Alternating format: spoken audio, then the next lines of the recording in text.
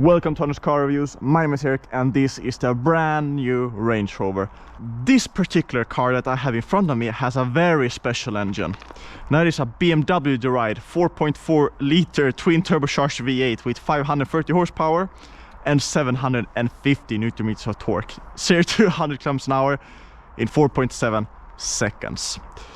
So this is a quick car, but the Range Rover has not been about being quick. It's about being luxurious, to make a statement without making a statement. And from the exterior point of view, you know that this is a Range Rover. Of course, you have the big lettering in the front, but the front lights, the grille, the shape, the general design, and this traditional design on the sides, of course, they're a bit new, but everything tells you and me that this is a Range Rover. But if you look at the rear, that's where most of the design changes have been done. You can see the vertical lights, and there have been a bit of a discussion online. Just different enough, but also just Range Rover enough. The twin shark fins. I'm not sure if this is the antenna, but here you can see that this is a camera for your rear view mirror. I just need to talk about the competition, and the competition is definitely more aggressive, more creases, more air vents, more everything. So this is refreshingly, dare say it, simple in its design. It definitely stands out in the competition. Check the rear luggage space, and of course it is two parts.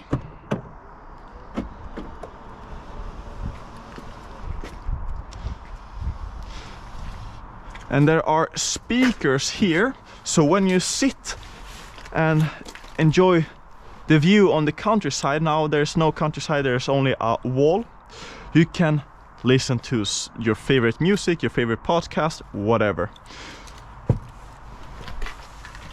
You have buttons to control everything in the rear, for falling down the rear seats, for reducing the height of the rear, and of course increasing it to get stuff in and out. But it's not the biggest rear luggage space. You can see how much insulation there is. Just put up a list comparing it to the BMW X7, the Mercedes GLS, the Audi Q8.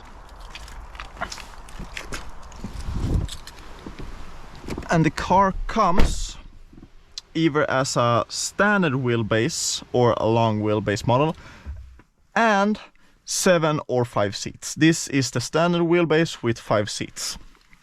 It has some extra options, of course, such as the screens, which look cool, but they're not connected to internet or anything. So you connect it via HDMI, or you have Chromecast or Apple TV or something like that. So much space, so much knee room, so much foot space, amazing amount of headroom as well, and a lot of controls for the rear seats. So right now I'm sitting really leaned back, and I have individual controls for both the left side and the right side.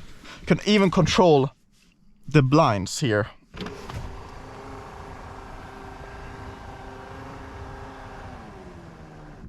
And the finish of it all, you have air vents here towards your face.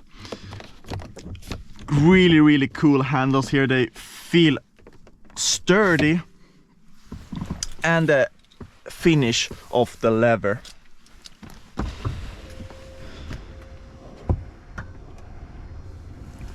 Automated armrest.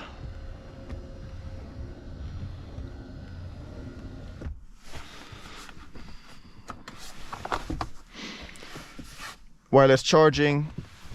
This is a screen, if I'm not mistaken. Yep, it is. You can also control the seats through this screen. The climate, how the air vents are, oh my god, this is crazy! You can control the seats not only here, but also here. You can control the curtains on the sides, and of course the panoramic sunroof, the lighting, and the rear screen through this. I mean, come on! This is an extreme level of luxury. Can I close it in any meaningful way? Come on! Come on! That is just so cool.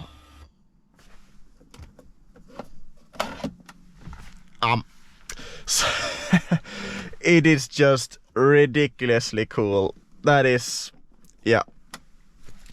If you want to impress someone, this is pretty damn cool.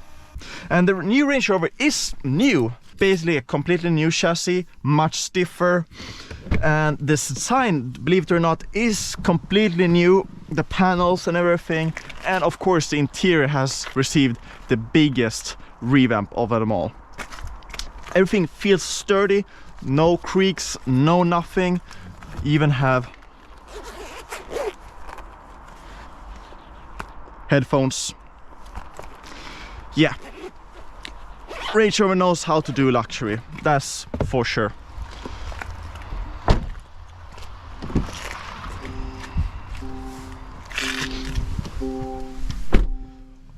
You sit super high up. It's new, it feels fresh, but still with a traditional touch. This gear shift selector reminds me a lot of the one in the Jaguar. So does the controls for the temperature. Even though the infotainment system is the newest generation, of course, it is still a continuation of the previous version. Looks much more advanced. I like the colors. They're pretty, not dull, but they're easy on the eyes. Like Mercedes with their MBX system is a lot of punchy colors, a lot of darkness. This is the drive mode selector. So you have dynamic mode. You also have launch control in this car. And it changes the digital gauge cluster here. You have Echo, Comfort, which the car starts in, Grass, Gravel and Snow, Mud, Sand, Rocky surfaces, to go into water.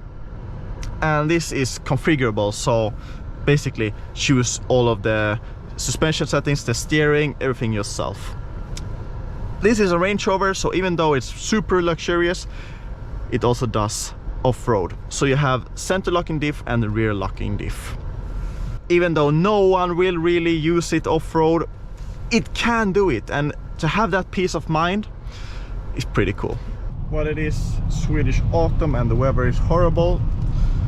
I can't do anything about that, but the Range Rover has been flawless.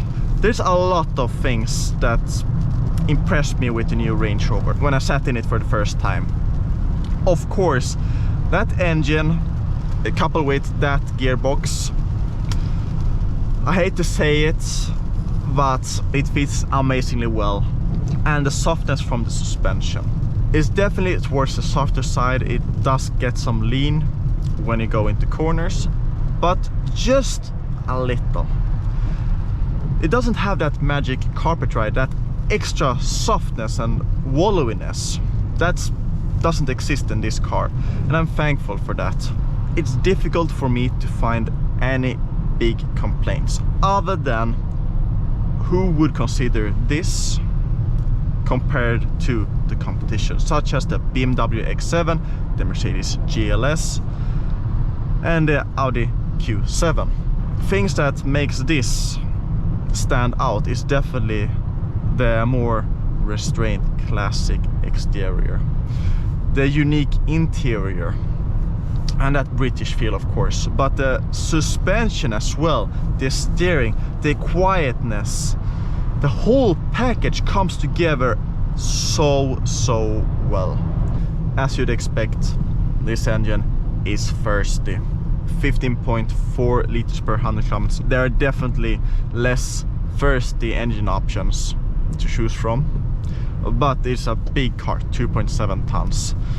It's high up, it's an SUV, so take it for what it is. The price, you don't buy this car because it's fuel efficient. If there's something that I should complain it for, is some of the tech. The active steering, especially on on-ramps and off-ramps, it can be fairly aggressive.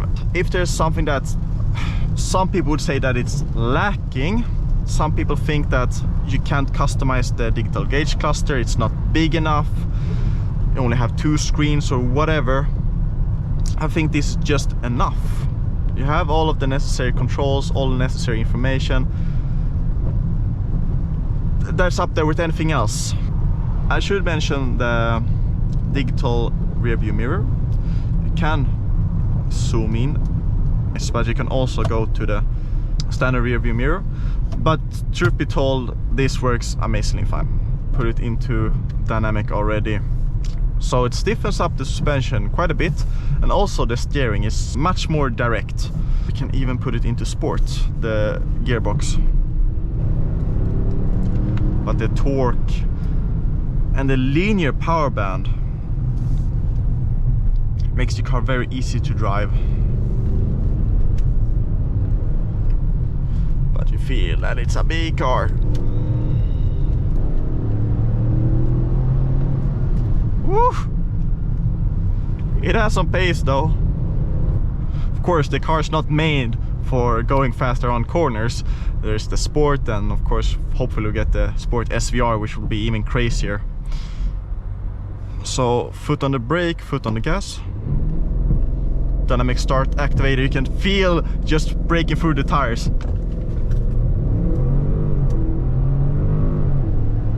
Whew! Of course, the power of the engine is definitely the biggest factor of me having fun here. And then turning. I mean, you have feedback from the front as well when the underseat is building up. Let's put it into manual. Yeah, the shifts aren't the fastest. We can safely say that the new Range Rover definitely has the pace. That new V8 really seems to fit well in the character of the Range Rover. It is a bit of fun to take on some twisty roads, maybe because of that humongous power, that humongous V8. You do have some feedback from what's happening underneath you. I didn't think I would say it, but they did engineer a fairly fun car for what it is to take on some twisty roads. The price of 170,000 euros, base price 200,000 euros here, is very high. But truth be told, I think that this is just, it's a Range Rover. When you say, I want a luxury SUV, I want a Range Rover, because you know what the Range Rover stands for. And I understand it now, why you pay the price, the premium for it. I really do. And that basically sums up the new Range Rover. And that's my final conclusion of the new Range Rover. See you next time.